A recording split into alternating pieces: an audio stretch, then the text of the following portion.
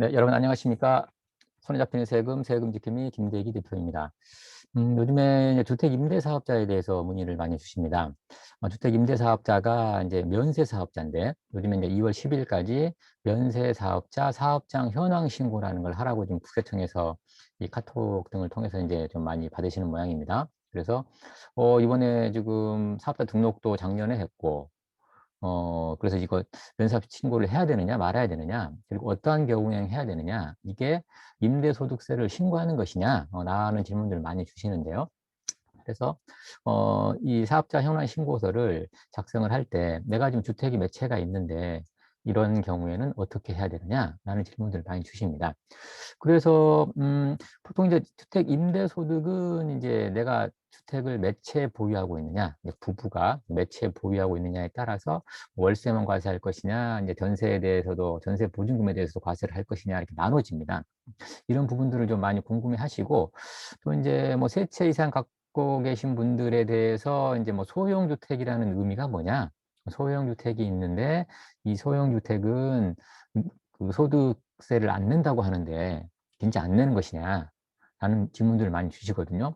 근데 그런 부분들이 이제 주택 수를 계산을 할 때 하고 그 소득을 신고할 때 하고 근데 소형 주택도 약간 다른데 그런 부분들을 많이 좀 혼동스러워 하시는 것 같습니다. 그래서 오늘은 그 부분에 대해서 우리가 같이 좀 알아보도록 하겠습니다. 자, 먼저, 네. 이거 한번 보실까요? 이제 주택 임대소득입니다. 주택 임대소득을 우리가 좀 알아볼 텐데,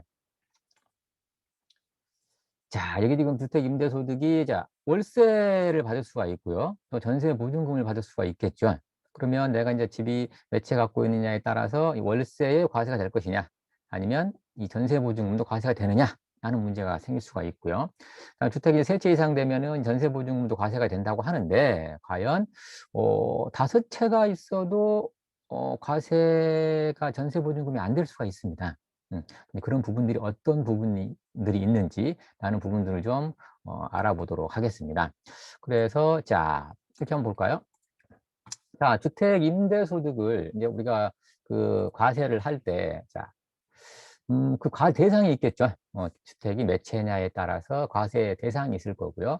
그리고 이제 거기에 대해서 월세냐, 전세보증금이냐, 또 소형주택의 월세냐, 전세보증금이냐라는 거에 따라서 과세 대상이 정해질 테고, 그다음에 그게 과연 전세보증금이 있는데 과세를 할 것이냐, 말 것이냐. 어, 라는 부분들이 이제 결정이 될 것 같습니다. 그래서 자, 이제 이 주택 임대소득이 어떻게 과세가 되는지, 그리고 과세 대상은 무엇이고, 이제 과세 여부를 좀 알아보도록 하겠습니다. 자, 그러면, 자, 일단, 자, 이렇게 한번 볼까요? 자, 임대 수입 금액이 이제 어떻게 그 결정이 될까요? 네, 이것도 좀 알아볼 거고요. 그 다음에 이제 1주택 보유자, 2주택 보유자, 3주택 이상 보유자에 따라서 이 과세 여부가 다 달라집니다. 그래서 그 부분 먼저 보면요. 자, 먼저 임대 수익 금액부터 한번 계산을 해볼까요? 임대 수익 금액은 어떻게 계산이 되느냐? 자, 일단 요 임대료가 계산이 되겠죠. 네, 임대료는 월 임대료에다가 임대 월수를 곱하면 나올 거고요. 그다음에 이제 전세보증금이라든가 이제 이런 것도 있을 겁니다. 그 전세보증금 같은 경우에는 이제 월세화 시켜서 이제 그걸 간주 임대료라고 하는 건데요. 과세가 될 경우에는 이 간주 임대료, 전세보증금도 과세가 된다. 그리고 이 관리비 등을 갖다가 월세에 포함을 해가지고 받을 수가 있습니다. 그럴 경우에는 이 청소비나 난방비 이런 것들은 관리비로 받았을 때 이것도 임대 수익 금액으로 들어갑니다. 근데 당연히 전기료나 수도료 등은 어차피 나온 걸 받아가지고 대신 내는 것이니까 이거는 수입이 아니겠죠, 당연히. 네, 그러나 청소비라든가 난방비 등은 들어간다는 거 알아두시면 좋을 것 같고, 그 다음에 이제 이 임대 수입을 계산을 할 때, 네, 이 주택 수를 계산을 해야 될 텐데요. 이 주택 수는 이제 부부 합산으로 계산합니다. 부부 합산 소유 주택수. 여기서 소유 주택수라는 게 중요합니다. 왜냐하면 부부 합산을 해서 몇 채를 갖고 있느냐라는 기준으로 1주택이냐, 2주택이냐, 3주택이냐 라는 걸 따지는 것이지 그 임대주택수 있죠. 네, 내가 뭐 세 채를 갖고 있는데 한 채만 임대를 놓고 있다. 그러면 1주택 보유자냐? 아니라는 겁니다. 네, 일단 보유 주택수 기준이지 현재 임대하고 있는 임대주택수 기준이 아니다라는 것들 좀 혼동하지 않으셨으면 좋겠고요. 그다음에 자 그러면 이렇게 이제 임대 수익 금액에 대해서 과세를 할 텐데 내가 지금 1주택을 갖고 있다 이 말이에요. 주택 하나뿐이에요. 그러면 내가 직접 거주하고 있으면 월세가 발생하지 않으니까 어 임대소득이 없겠죠. 그렇지만 내가 주택을 한 채밖에 보유를 하고 있지 않지만 다른 데 전세라든가 월세로 살면서 이 주택을 임대할 수 있는 거 아니겠습니까? 그럴 경우에 1주택 보유자로서 임대소득이 과세가 되는데 어떠한 경우에 과세가 되느냐? 자, 이런 경우에 과세됩니다. 일단 해외에 있는 주택이다. 1주택인데 그러면 월세 수입이 과세가 됩니다. 월세 수입. 전세 보증금은 과세가 안 된다는 거예요. 월세 수입만 과세가 되고 그다음에 국내에 이제 이 기준시가 9억 원이 넘어가는 주택을 갖고 있었을 때 나는 딴 데 전세 살고 이 9억 원을 초과하는 주택을 임대를 놨다. 그럴 경우에는 이 월세 수입에 대해서 과세를 합니다. 월세 수입. 그러면 전세 보증금에 대해서는 과세를 안 한다는 얘기네요. 그렇다면 내가 1주택 보유자인데 임대를 놨어. 전세 보증금을 다 받았어. 그러면 과세가 되지 않기 때문에 임대사업에 등록할 필요가 없으시고요. 그리고 이번에 그 주택 임대사업자 면세사업자 사업장 현황 신고도 할 필요가 없다는 겁니다. 그래서 1주택 보유자분들은 전세보증금 이걸 어떻게 하실 것인지 좀 고민을 해보셨으면 좋을 것 같고요. 그 다음에 이제 1주택 보유자가 지금 기준시가 9억 원을 따져야 되는데 이 기준시가가 이제 요즘에는 좀 그 시가에 대비해서 현실화 시키자라고 해서 지금 뭐 70%, 80%, 75% 이거 올라가고 있지 않습니까? 그래서 이 기준시가가 이제 매년 변동될 수가 있는데 이 기준시가를 그러면은 9억 원이 넘냐 안 넘냐를 언제 판단할 것이냐? 일단 계속 임대를 놨다 그러면 이제 과세기간 종료일 12월 31일 기준으로 판단을 하게 될 거고요. 그다음에 내가 이미 그걸 팔아버렸습니다. 그렇다면 양도일 현재 기준으로 초과 여부를 판단합니다. 작년 11월 달에 팔았습니다. 그럼 11월 달까지 임대소득을 계산을 할 때 9억이 넘냐 안 넘느냐는 양도의 한 값이 있을 거 아니겠습니까? 양도가액이. 그 양도가액 기준으로 9억이 넘냐 안 넘느냐를 판단을 한다라는 것들 보시면 될 것 같고 그다음에 이제 2주택 보유자입니다. 2주택 보유자는 자 이제 월세 수입에 대해서만 과세합니다. 전세보증금에 대해서는 과세를 하지 않는데요. 2주택 보유자는 그럼 이런 경우가 있겠죠. 이 주택을 부부가 보유를 하고 있는데 한 채는 내가 거주하고 있습니다. 그러면 한 채만 임대를 놓을 수도 있고요. 내가 다른 데 전세나 월세를 살면서 이 주택을 다 임대해 놓을 수 있겠죠. 그럴 경우에 모든 월세 수입에 대해서 과세가 된다라는 것 보시면 될 것 같고 여기까지는 그렇게 크게 이제 문제가 되지 않습니다. 근데 이제 이 세주택 이상 보유자들이요. 이 세주택 이상 보유자들이 좀 약간 이제 복잡해집니다. 월세 수입도 과세가 다 됩니다만 일단 전세보증금에 대해서 과세를 할 것이냐 말 것이냐 또 전세보증금이 얼마 이상이어야 되느냐 라는 것들 하고요. 그다음에 이제 내가 주택을 갖고 있는데 주택을 이제 세주택 이상 갖고 있어요. 근데 그 세주택 이상 중에 소형 주택 좀 작은 평수에 이 주택이 있을 수 있지 않습니까? 그런 것들은 요 세주택 이상 요 주택 수를 계산할 때는 빼주겠다는 거거든요. 그러면 2주택이 될 수도 있다는 겁니다. 예를 들어서 세주택 이상인데 한 채는 지금 소형주택이 아니에요. 근데 나머지 두 채는 만약에 소형주택이다. 그러면 이 사람은 주택 수에 대해서는 지금 일단 세주택이 아닙니다. 그래서 1주택 보유자거든요. 근데 1주택 보유자라고 해서 여기 있는 이 1주택 보유자로 돼서 9억 원 이하면은 어 월세 수입도 과세를 하지 않느냐? 아닙니다. 일단 3주택 이상은 갖고 있다고 실제로는 갖고 있지만 임대소득을 계산을 할 때는 3주택이 아니다. 그러면 월세에 대해서만 과세를 하고 2주택 보유자로 봐서요. 월세 수입에 대해서만 과세를 하고 전세보증금은 아예 과세를 하지 않겠다. 이런 의미거든요. 그러니까 이걸 좀 잘 따져보셔야 됩니다.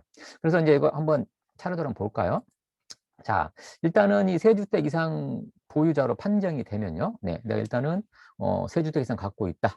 라고 하면은 월세 수입에 대해서 다 과세가 됩니다. 월세 수입에 대해서 다 과세가 되고요. 그리고 이제 전세 보증금만 받을 수도 있고 또 전세 보증금 이외에 뭐 반전세로 해 가지고 받을 수도 있지 않습니까? 그럴 경우에도 이 전세 보증금에 대해서 과세가 된다는 겁니다. 세 주택 이상이 됐어. 그러면 내가 월세는 안 받았습니다. 저 다 전세로만 받았어요. 그러면 그 전세 보증금이 네 간주 임대료로 해서 과세가 되느냐 안 되느냐를 한번 따져 보셔야 된다는 겁니다. 그래서 어 간주 임대료를 계산을 하게 되는데 근데 이 간주 임대료는 전세 보증금이 3억 원이 넘어갔을 때만 과세를 하게 됩니다. 그리고 그 전세 보증금을 계산을 할 때 그 소형 주택이라고 있거든요. 네, 소형 주택은 여기 보시면 이 전용 면적 40제곱미터 이하이고 기준 시가가 2억 원 이하 주택을 소형 주택이라고 합니다. 그거는 40제곱미터 이하이고 기준 시가가 2억 원 이하이다. 이 두 가지 조건을 다 만족을 해야 됩니다. 하나라도 40제곱미터 뭐가 넘어가 버리거나 기준 시가가 만약 2억 원을 넘어가 버렸다. 하나라도 만족을 못하면 그건 소형 주택이 아닙니다. 네. 이 소형 주택이었을 경우에 이 소형 주택은 이 주택 수에서 제외가 됩니다. 네. 주택 수에서 제외가 되고요. 그리고 이 소형 주택이 있다고 한다면 그 소형 주택에도 전세 보증금이 있을 수 있지 않습니까? 그 전세 보증금은 과세하지 않습니다. 소형 주택으로 판단이 되면요. 그러나 월세 수입은 과세를 합니다. 네. 자, 그리고 이 간주 임대료는 그러면 3억 원을 넘어갔을 경우에는 이 간주 임대료를 얼마를 계산할 것이냐? 일단 전세금을 다 합해 가지고요. 네, 다 합해서 이제 3억 원을 빼줍니다. 네, 3억 이상만 그 과세하기 때문에 3억 원을 빼주고 거기에 이제 60%만 곱합니다. 60%만 곱하고 거기에 대해서 연이자율 약 1.8%. 이게 이제 지금 2021년도 네, 과세분부터는 이제 1.2%로 지금 약간 낮아지는 것 같습니다. 연이자율이. 네, 이번에 그 시행 규칙에 보면요. 근데 그거는 이제 2021년도 그 과세분을 내년에 신고할 때 적용이 될 것 같고요. 네. 그리고 뭐 1년 내내 했다면 365일 곱하면 되는 것이고요. 네. 임대 일수 계산하시면 될 것 같고. 그다음에 그러면 자, 예를 들어서 전세금 확대액이 약 5억 원이다. 그러면 5억에서 3억을 빼면 2억 아닙니까? 네. 2억에 60% 그러면 2, 6, 12 그러면 약 1억 2천이네요. 네. 1억 2천에 약 1.8%면 1억에 1.8%는 얼마입니까? 한 180만 원에다가 네. 그다음에 네. 2천에 네. 1%니까 180만 원에다가 한 20만 원 되나요? 네. 그 정도. 네. 한 200만 원 정도가 네. 간주 임대료로 들어가게 된다라고 계산하시면 될 것 같습니다. 그리고 방금 요 세주택 이상 보유 판단 시에는 주택수에서 제외된다. 그러니까 예를 들어서 소형 주택이 아닌 게 두 채가 있고요. 소형 주택으로 판정이 된 게 만약에 세 채가 있다. 그러면 일단 2주택자 아닙니까? 그럼 2주택자면은 월세 수입만 과세가 된다는 겁니다. 여기서 보시는 월세 수입만 과세가 된다 라고 하는 거고요. 근데 어 비소형 주택이 세 채가 있고요. 예를 들어서 소형 주택이 두 채다. 총 다섯 채예요. 그러면 일단 이 다섯 채이기 때문에 3주택 이상이기 때문에 월세 수입과 네 임대 보증금도 간주임대를 계산해서 과세가 되겠죠. 근데 자, 이 보증금을 갖다가 이 계산을 할 때 소형 주택의 보증금은 과세하지 않는다라고 하는 겁니다.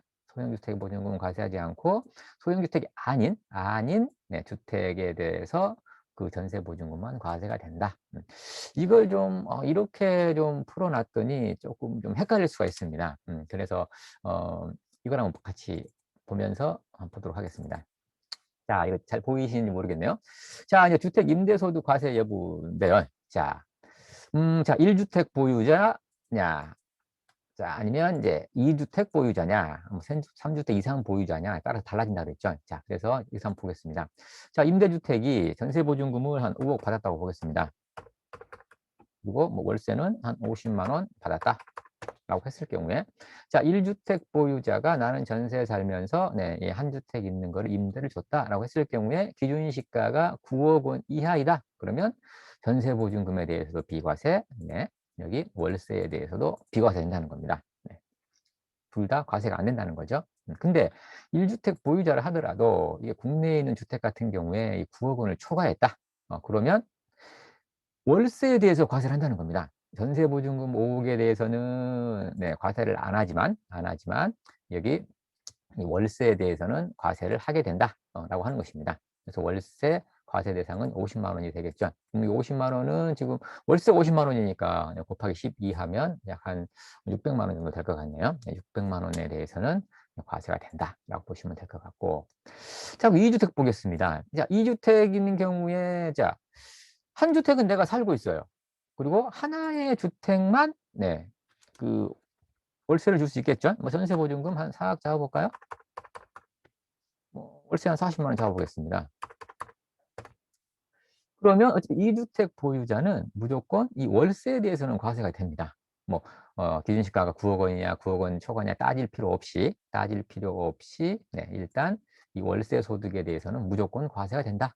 근데 전세보증금에 대해서는 과세가 안 된다라고 하는 것이죠. 그러면 자, 전세보증금을 약 5억으로 올리고요. 월세를 네, 없애보겠습니다. 그러면요. 월세는 당연히 비과세가 되겠죠. 없으니까. 또 2주택 보유였을 경우에는 이 전세보증금도 다 이 비과세가 되기 때문에 네, 이럴 경우에도 세금 신고할 필요가 없습니다.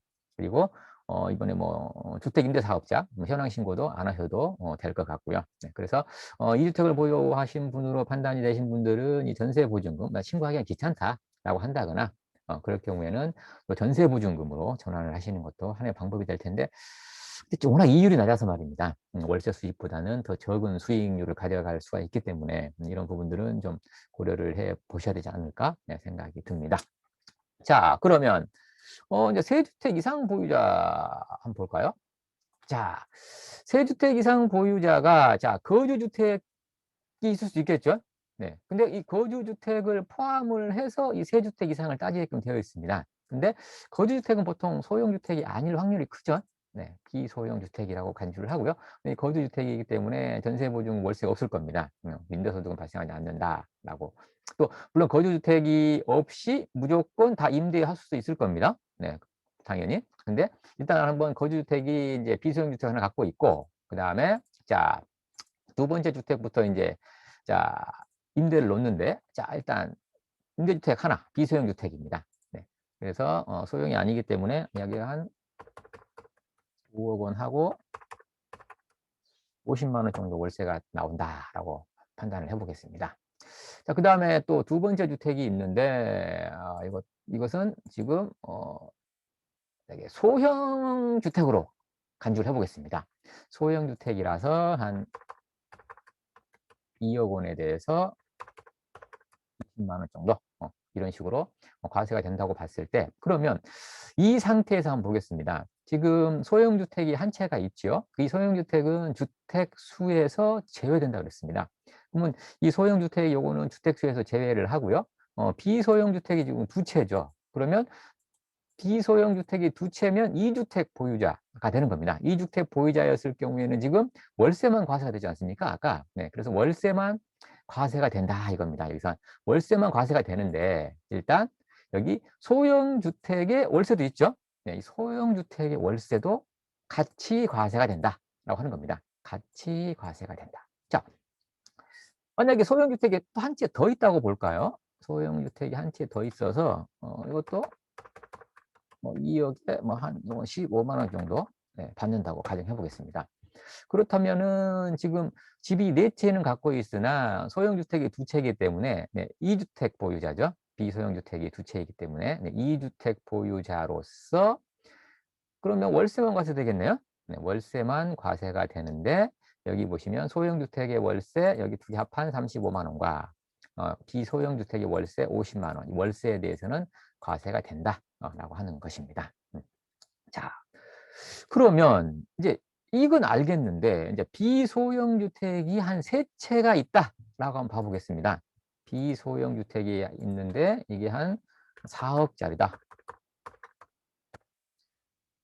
그리고 한 40만 원 정도 있다고 볼까요? 네, 그렇다면 자, 비소형 주택은 3채 이상이기 때문에 3주택 이상 보유자입니다.